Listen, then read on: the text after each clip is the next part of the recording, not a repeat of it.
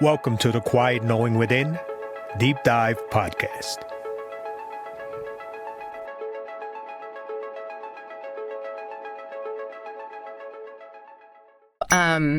There is this surprisingly common, almost universally shared experience. Oh, yeah. Everybody goes through it. Right. So picture this. You're just driving down the highway. You are commuting, living your life, thinking about your destination, maybe, what you're going to make for dinner.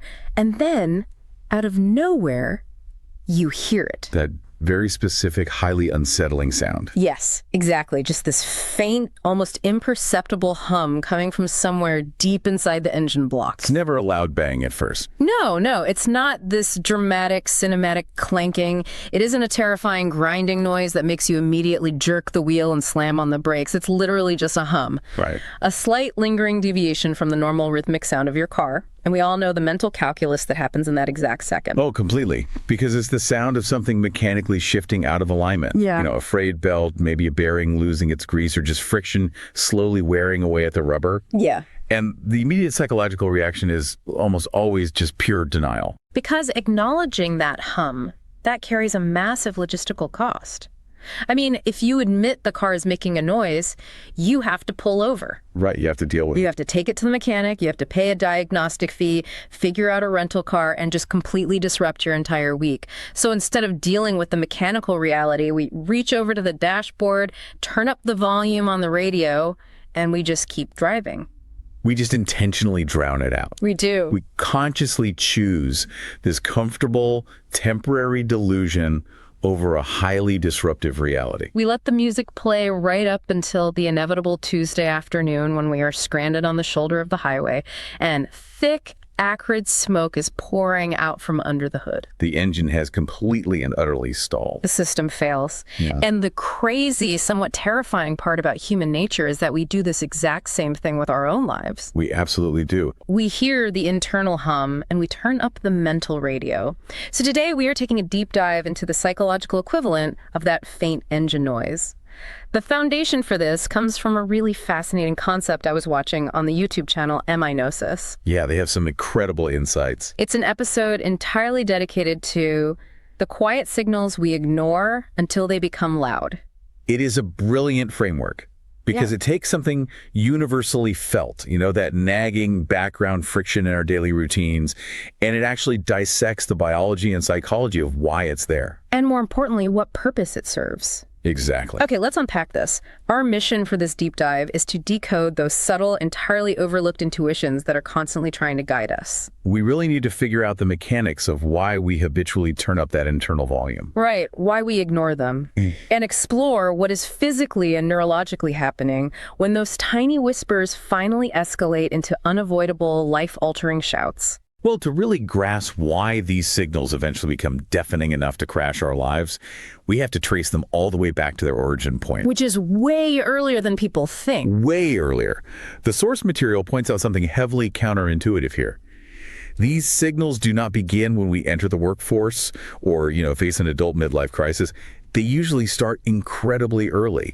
We are talking about childhood. Which is wild, right? Because as a child, you don't have the vocabulary to articulate an existential crisis. No, of course not. You can't just sit there in a sandbox and say, actually, I feel disconnected from my authentic purpose. Right, you're 5 years old. And that is why it begins as raw somatic sensing. Somatic meaning in the body, right? Yes, an experience entirely rooted in the body and the nervous system. It completely bypasses the intellect. A child interacts with their environment through pure feeling. Okay, that makes sense. The source material describes this profound, unexplainable childhood sensation that, quote, there is more to life. It's an underlying current. The nervous system registers a subtle mismatch between what the child is experiencing and what they inherently know to be true. And this happens long before the brain can formulate words to explain it. If you look at how we are socialized, it makes total sense why we lose touch with that. As we grow up, that raw somatic feeling gets subjected to this intense, years-long filtering process. A very rigid filtering process. Right. We go to school and we are rigorously taught to prioritize logic, measurable metrics, and societal expectations over our physical feelings. I mean, you get a gold star for sitting still when your body desperately wants to run. Exactly. You are trained to chase grades. And you chase college degrees. Then you chase salaries. Yeah. The raw feeling doesn't just disappear.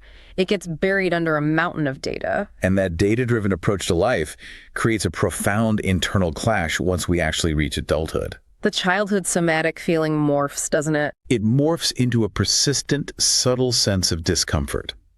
But it's a discomfort we are heavily trained to invalidate. Which perfectly sets up what we can call the illusion of fine. Oh, yeah. The ultimate resume trap. The resume trap is the perfect term for it. I mean, it is pure cognitive dissonance. Just picture a person living this out. Your external circumstances, your salary, your impressive job title, your perfectly curated social media presence, your zip code, they are all broadcasting absolute stability to the world. To everyone looking from the outside. Right. By every societal metric, you are fine, you are succeeding, but your internal nervous system is sounding a completely different alarm. It's that brief, weird hesitation you feel in the pit of your stomach right before you sign a lease on a new apartment. Or the hollow, sinking feeling you get the exact moment your boss offers you a massive promotion. Yes. And here is the underlying mechanism of why we ignore that sinking feeling. The human brain inherently craves certainty and social validation. It wants to feel safe. Exactly. So to achieve that, it is heavily biased toward measurable, empirical evidence. When faced with this massive cognitive dissonance, your brain looks at the spreadsheet. It looks at the facts. Right. It looks at the impressive resume, the steady paycheck, the approval of your peers. It sees all that tangible data and decides that the invisible, unquantifiable feeling in your gut must be a glitch. It's just a mistake. Yeah, so it defaults to the metrics and forcefully buries the intuition. Okay, hold on though. Let me stop you right there because I know what someone listening right now is probably thinking. Go ahead. Look at the economy. Look at the sheer, unrelenting pace of the modern world. Everyone is exhausted. Given all the external pressures we're dealing with daily, isn't it completely normal to just feel off? Sure, stress is a reality. Right, so how is anyone supposed to tell the difference between a profound, life-altering, quiet signal and just, being horribly stressed out on a Tuesday? That is the critical distinction, Right. and it's a vital pushback. What's fascinating here is how the source material separates passing anxiety from a genuine quiet signal.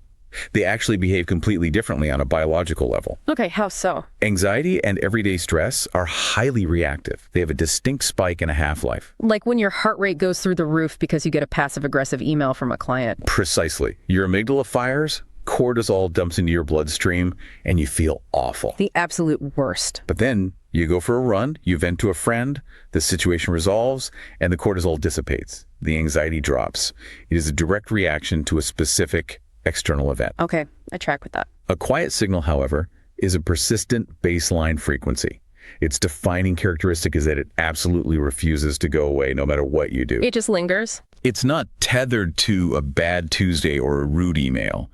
It manifests as a chronic underlying misalignment, regardless of your external success. I mean, you could resolve the stressful project, get the promotion, go on a 2-week luxury vacation to Hawaii, and while you're sitting on the beach, sipping a drink. That baseline frequency is still humming. Exactly. Still humming. The persistence is the diagnostic tool. It's the hum that doesn't change pitch, whether you're going 20 miles an hour or 80 miles an hour. That's a great way to put it. But if these signals are that persistent and they create this chronic, exhausting internal dissonance, why is human evolution wired to simply ignore them? That's the million-dollar question. Right. Why don't we just fix the hum the second we hear it? Why do we actively choose to suffer? It all comes down to cognitive load and a neurological mechanism called predictive processing. Predictive processing. Yes. Your brain is, at its core, a ruthless energy conservation machine. It consumes about 20% of your body's calories just to function. Well, just to run the baseline operations. Right. So it is always looking for shortcuts. Yeah. Predictive processing means the brain relies on past patterns to guess what happens next. because knowing what happens next saves metabolic energy. Oh, I see. Therefore, it greatly prefers a mildly uncomfortable known over the vast, unpredictable unknown. And because mapping out a brand new life path would require a massive spike in energy. Exactly. The metabolic cost of neuroplasticity, of literally rewiring your life, your habits, your relationships, is enormous. It's exhausting just thinking about it. To your brain, the routine of your mildly unfulfilling job is predictable. It knows exactly how much energy it takes to survive a boring staff meeting. Right. But acknowledging the quiet signal means admitting you need to change your career or leave your relationship, which throws all predictions out the window. The brain perceives the unknown as a literal threat to survival. So it chooses the neurologically cheaper option, avoidance. Always. It is like trying to hold a fully inflated beach ball underwater. Oh, that's a perfect analogy.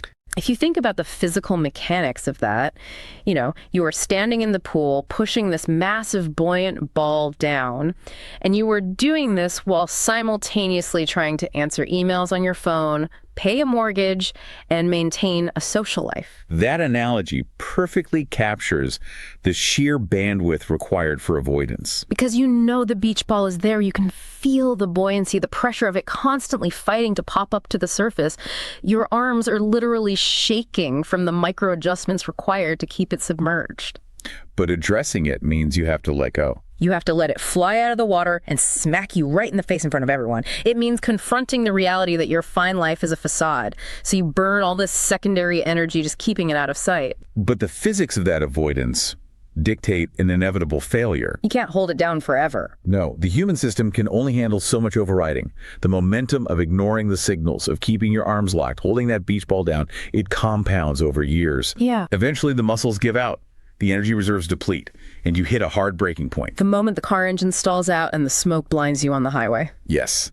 And that breaking point takes many forms. I mean, it could be severe, clinical, professional burnout where you physically cannot open your laptop. Or the sudden explosive collapse of a 10-year relationship. It could be a mysterious autoimmune flare-up. Or a massive, debilitating panic attack right in the middle of a grocery store. Exactly. Any of those. And when that catastrophic breaking point finally arrives, our immediate reaction is to view ourselves as victims. Always. We look at the smoking car and we think, why is the universe doing this to me? Why am I being ambushed by this random chaos?